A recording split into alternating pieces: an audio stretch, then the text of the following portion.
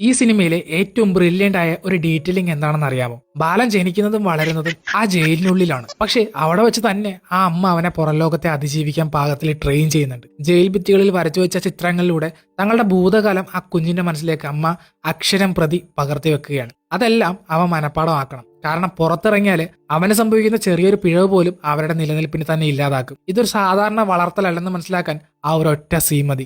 അവർ ജയിലിൽ നിന്ന് പുറത്തിറങ്ങിയതിനു ശേഷം അവരുടെ മുന്നിൽ ഒരു പട്ടി വന്ന് നിൽക്കുന്നുണ്ട്. അപ്പൊ അതിനെ കാണുമ്പോൾ ആ ചെക്കൻ പറയുന്നത് നായ എന്നാണ്. പക്ഷെ അമ്മ ആ സമയത്ത് തിരുത്തി പട്ടി എന്ന് പറയുന്നു. എന്നാൽ ഉടനെ തന്നെ ആ കുട്ടി ഡോഗ് എന്ന് തിരിച്ചു പറയുന്നുണ്ട്. ഒന്ന് ചിന്തിച്ചു നോക്കൂ, പുറം ലോകം എന്താണെന്ന് പോലും അറിയാത്ത ജയിലിൽ മാത്രം ജീവിച്ചൊരു കുട്ടിക്ക് എങ്ങനെ ഈ വാക്കുകൾ അറിയാം? വളരെ ലളിതമായി പറഞ്ഞാൽ നമുക്ക് സ്ക്രീനിൽ കാണാത്ത എത്രയോ കാര്യങ്ങൾ, പുറം ലോകത്തെക്കുറിച്ചുള്ള അറിവുകൾ ആ അമ്മ അവനെ 4 ചുവരുകൾക്കുള്ളിൽ വെച്ച് പഠിപ്പിച്ചിട്ടുണ്ട്. അതൊരു അമ്മയുടെ സ്നേഹത്തിനപ്പുറം ജീവൻ നിലനിർത്താൻ വേണ്ടി അല്ലെങ്കിൽ അതിജീവനത്തിന് വേണ്ടി കുഞ്ഞിന്റെ തലച്ചോറിലേക്ക് അടിച്ചേൽപ്പിക്കുന്ന ഒരു ക്രൂരമായ പരിശീലനമായിരുന്നു.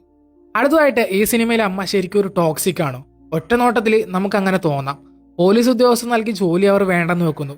ചായക്കടയിലെ ആ വലിയ മനുഷ്യൻ വാഗ്ദാനം ചെയ്ത സമാധാനമുള്ള ജീവിതം അവർ തന്നെ ഇല്ലാതാക്കുന്നു. സ്വന്തം തെറ്റുകൾ കാരണം മകന്റെ പഠനം പോലും അവർ വേണ്ടെന്ന് വെക്കുകയാണ്. സ്കൂളിൽ പോകണമെന്നും പഠിക്കണമെന്നുമുള്ള മകന്റെ ആഗ്രഹങ്ങളെ പോലും ഇല്ലാതാക്കി അവനെ തന്റെ ഇഷ്ടത്തിന് മാത്രം വളർത്താൻ ശ്രമിക്കുന്ന അമ്മയെ കാണുമ്പോൾ അവർ വളരെ മോശപ്പെട്ട ടോക്സിക് ആയ ഒരാളാണെന്ന് പ്രേക്ഷകർക്ക് തോന്നിയേക്കാം. പക്ഷേ ആ അമ്മയുടെ കണ്ണുകളിലൂടെ ഈ ലോകത്തെ ഒന്ന് നോക്കൂ. അവർക്ക് അങ്ങനെ കാണാൻ കഴിയൂ. കാരണം അവർ അനുഭവിച്ച സ്നേഹം എന്നത് ഒരിക്കലും സ്നേഹമായിരുന്നില്ല, മറിച്ച് വെറും ഒരു അടിമത്തമായിരുന്നു. ലോകത്ത് ആരിൽ നിന്നും തന്റെ മകന് ആ ഗതി ഇനി ഉണ്ടാകരുതെന്ന് അതിയായ ഭയമാണ് അവരെ കൊണ്ട് ഇതെല്ലാം ചെയ്യിക്കുന്നത്. മനുഷ്യർ ആദ്യം നമ്മളെ സ്നേഹിക്കും, പക്ഷെ ഒരു സമയം കഴിയുമ്പോൾ ആ സ്നേഹം നൽകിയവർ തന്നെ നമ്മളെ അവരുടെ അടിമകളാക്കി മാറ്റും. ആ സ്നേഹക്കുളത്തിൽ ഒരിക്കലും കുടുങ്ങിക്കിടക്കാതെ അവിടെ നിന്ന് ഓടി ഒളിക്കുക എന്നതാണ് ആ അമ്മ കണ്ടെത്തിയ ഒരേ ഒരു അതിജീവന മാർഗം. അവരുടെ കാഴ്ചപ്പാടിൽ അതൊരു തെറ്റല്ല, മറിച്ച് തന്റെ കുഞ്ഞിനു വേണ്ടിയുള്ള അവസാനത്തെ പോരാട്ടമാണ്.